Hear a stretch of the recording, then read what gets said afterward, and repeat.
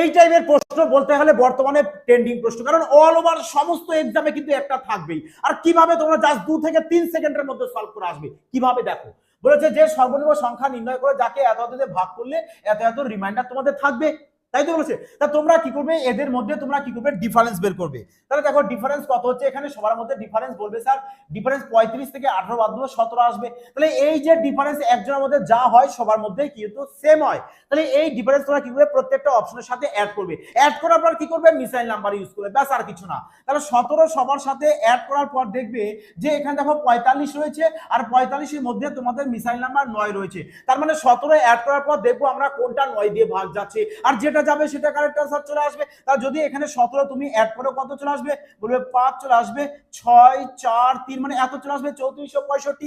দেখো তো এবার এটাকে 9 দিয়ে ভাগ যাচ্ছে কিনা, 3 6 9 4 5 9, হ্যাঁ পুরোপুরি 9 দিয়ে ভাগ দিয়েছে। তার মানে অপশন এ চলে